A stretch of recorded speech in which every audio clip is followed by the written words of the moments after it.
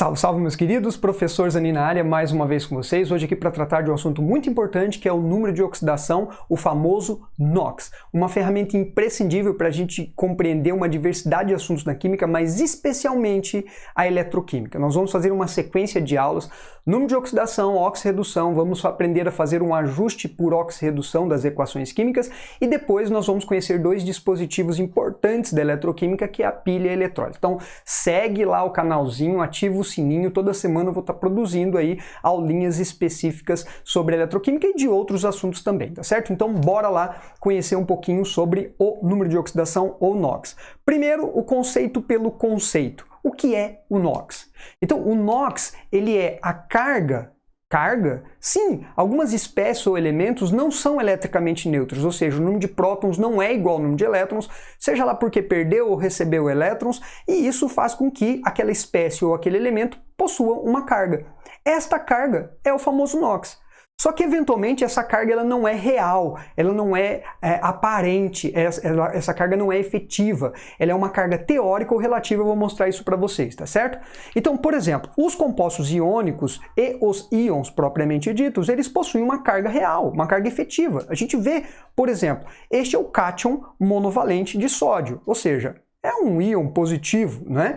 Este mais aqui, que nesta aula tanto faz nós representarmos, por uma questão didática, tanto faz representar um mais ou mais um, existe uma distinção, o certo seria um mais como carga, mas um NOx normalmente é representado como mais um. Então, se a carga deste íon é um mais, o seu NOx é um mais ou mais um aqui como eu estou tratando, beleza? Se você pegar uma espécie, por exemplo, que seja iônica, sabidamente iônica, como que se sabe? Metal com ametal. Então, alumínio é um metal, oxigênio é um metal. A teoria que a gente tem para essa conexão é a teoria da ligação iônica. Então, nos compostos iônicos, que obviamente então são formados por íons, também existe uma carga real desses elementos aqui.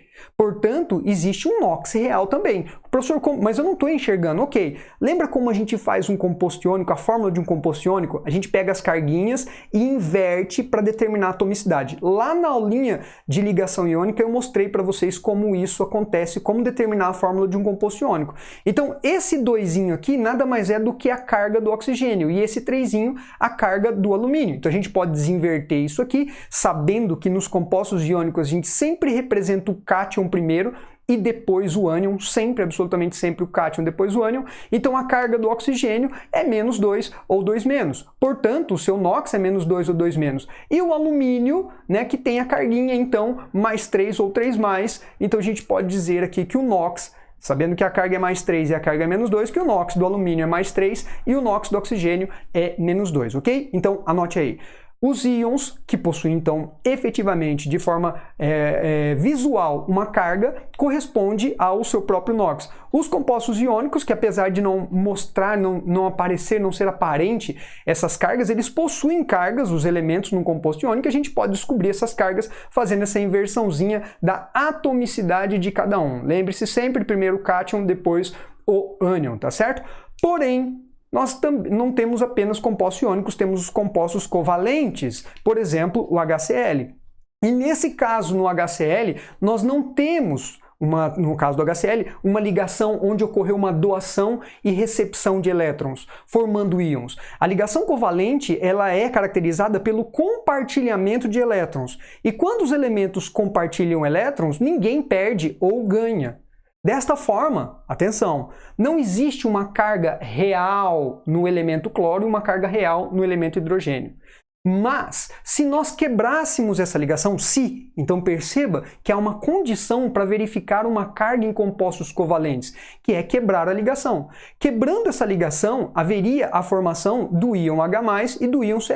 Olha, se você já estudou as funções inorgânicas, isso aqui é um ácido, e você sabe que nem precisa muito para isso acontecer. Ao colocar em água, isso aqui acontece naturalmente, é um processo chamado ionização. Então ocorre a ruptura dessa ligação e a formação do ânion C-, porque ele é mais eletronegativo, então ele vai puxar o elétron do hidrogênio para si, ficando com esse elétronzinho, e consequentemente o hidrogênio ficando sem o seu elétron, se transformando em um cátion monovalente. Desta forma, se nós imaginarmos, atenção, se nós imaginarmos a quebra da ligação de um composto covalente, nós podemos imaginar um NOx Por isso esse NOx ele é teórico, ele é um NOx que é relativo, que é aparente, ele não é real. Nos compostos iônicos e nos íons, o NOx é real. Em um composto covalente, só é possível obtê-lo, esse NOx, a partir da quebra de uma ligação, então ele é um NOx teórico. E no caso do cloro aqui, o NOx igual a -1, tudo bem? Então anote, composto covalente tem NOx teórico, um NOx que às vezes é chamado de relativo ou de aparente. Quando que acontece a formação desse NOx? Quando você quebra essa ligação de forma que a gente chama de heterolítica, hétero diferente, né, que é uma heterólise, uma quebra diferente, tudo bem? Bom, se nós pensarmos nesta molécula de H2, pense na quebra, é uma ligação covalente também. Se a gente promover a quebra, perceba que não tem nenhum elemento mais eletronegativo do que o outro. Então essa quebra formaria o que a gente chama de radicais livres. Desta forma, mesmo teoricamente, não haveria a formação de uma carga. Portanto, não haveria o NOx.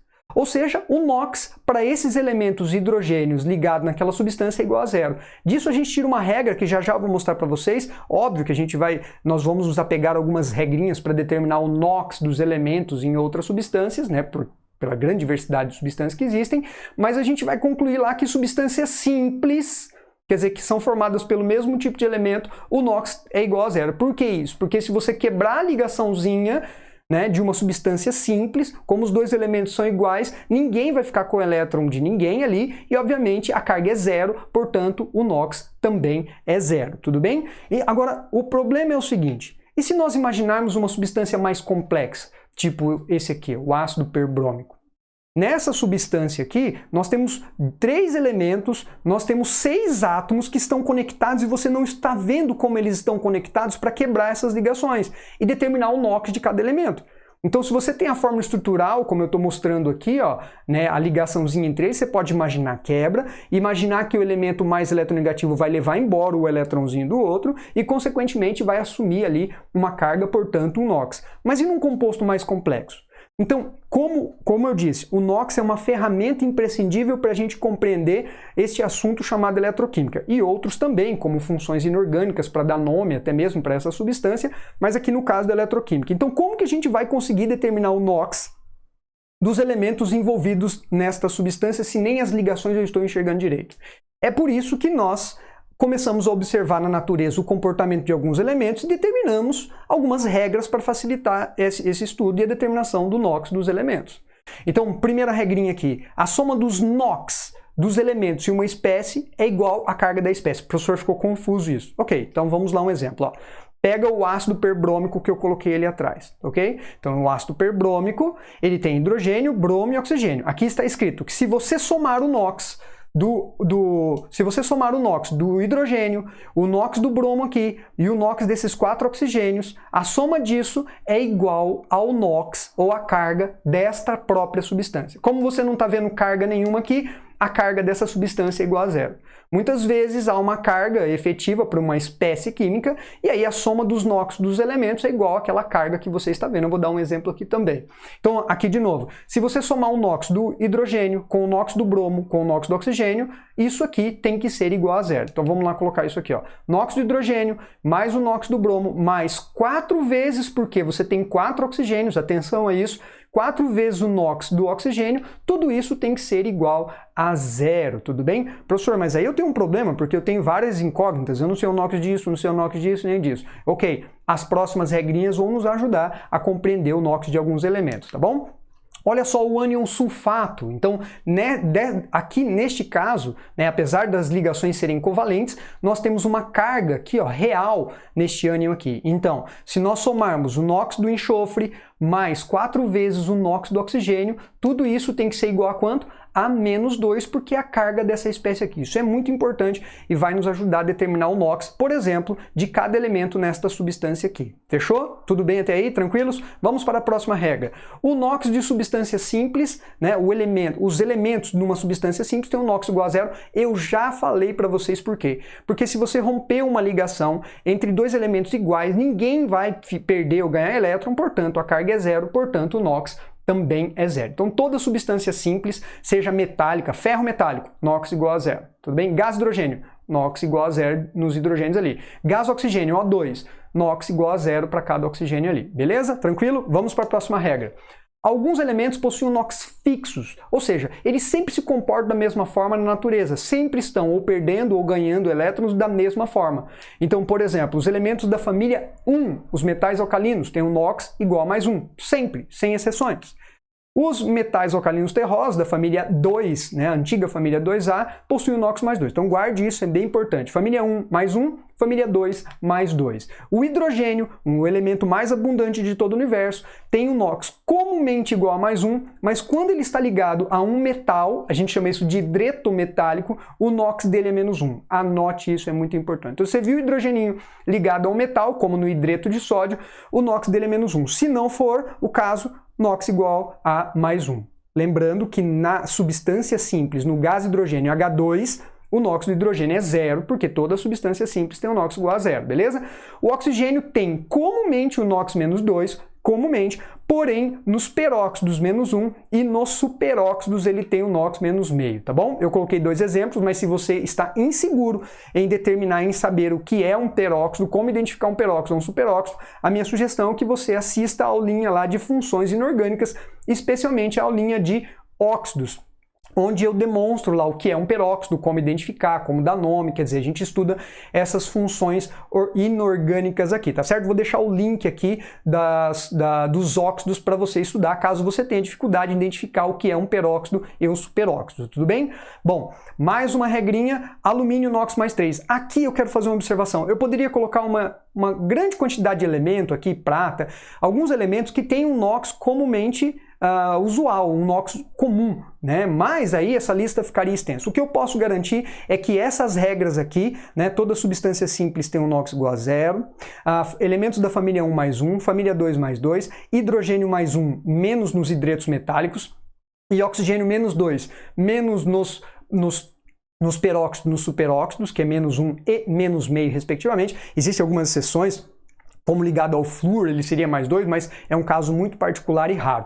Guardar essas informações é imprescindível, pode ajudar. Poderia também estender essas regras, mas daí foge do objetivo, que é ser resolutivo. Então vamos lá verificar como a gente aplica isso. Lembra do ácido perbrômico? Está aqui nosso ácido. E aí eu não sei, eu quero saber o NOx desses elementos, mas sem promover a quebra das ligações, porque dá muito trabalho desenhar essa forma estrutural. E como o NOx é uma ferramenta, ela tem que ser rápida. A gente tem que usar rápido. Tipo, dentro de um contexto, eu vou ter que olhar para isso e saber o NOx do bromo. É esse o grande objetivo desta aula. Olhar para o HBrO4 e dizer, o NOx do bromo aqui é tal. De pronto, rápido, ok? Como que a gente vai fazer isso? Bom, lembre-se do que a gente aprendeu até agora. A soma dos NOx aqui é igual à carga da substância. Como a carga é zero, não tem carga nesta substância, então o NOx é igual a zero. Então se eu somar, a gente já discutiu isso, somar o NOx do hidrogênio com o NOx do bromo com o NOx dos 4 oxigênios, tudo isso tem que dar zero, certo? Mas nós aprendemos nas regrinhas que o hidrogênio tem um NOx mais 1, menos quando está ligado ao metal, e não é o caso. Não tem metal aqui. Então esse cara tem um NOx mais 1. Bingo! Já saímos de partida com o NOx de um dos elementos. Mas o oxigênio, como não está num peróxido e nem é um superóxido disso, mesmo porque deveria ser binário, deveria ter só dois elementos, oxigênio e mais um outro, para ser um óxido, um peróxido, um superóxido, o NOx do oxigênio aqui é menos 2. Então falta o do bromo apenas. Eu posso chamar de X. E eu sei que se eu somar tudo isso aqui, quanto tem que dar? Zero, porque a soma dos NOx dos elementos é igual ao NOx da própria substância. Então somando aqui, ó, mais 1 do hidrogênio, mais X do bromo, que eu não sei, mais 4 vezes, cuidado com isso, 4 vezes o NOx do oxigênio, que é menos 2, tudo isso tem que ser igual a zero. Se tivesse 2 bromos, seria 2X. Ok? Cuidado com isso aí. Isolando o xizinho ali, nós vamos encontrar mais 7 para o bromo nesta substância. Tudo bem? Então isso é muito legal. Vamos fazer mais um aqui para a gente fechar. Eu escolhi um ânion aqui, o ânion pirofosfato. Dá uma olhadinha aqui, ó. Se nós somarmos o NOx de todo mundo aqui, tem que dar quanto? Menos 4. Do fósforo eu não sei, não tem na regra, mas o oxigênio tem. O oxigênio é menos 2 aqui, isso não é um peróxido, não é um superóxido, né? Então o oxigênio é menos 2 e eu vou chamar o fósforo de X. Então, portanto, cuidado que tem 2 fósforos, então vai ser 2x mais 7 vezes o NOx do oxigênio, que é menos 2, tudo isso igual a menos 4. Isolando aqui os x, vai ficar 2x igual a mais 10. Passando 2 dividindo, x é igual a mais 5, assim a gente determinou o NOx do fósforo de forma indireta, sem precisar desenhar essa estrutura, sem precisar quebrar todas as ligações. Por quê? Porque essas espécies são covalentes e em substâncias covalentes os elementos possuem NOx teóricos. Isso é um NOx teórico, imaginando a quebra de todas as ligações aqui, o fósforo no final das contas sairia com esse saldo aqui, perdendo 5 elétrons, tá certo? Queridos, espero que tenha ajudado, espero que tenham aproveitado. Não deixe de curtir o vídeo se gostou, de compartilhar, de se inscrever no canal, ativar o sininho para que a gente possa produzir mais. Obviamente, deixar um comentário aí para que eu possa ajudá-lo se tiver alguma dúvida, certo? Tchau, tchau!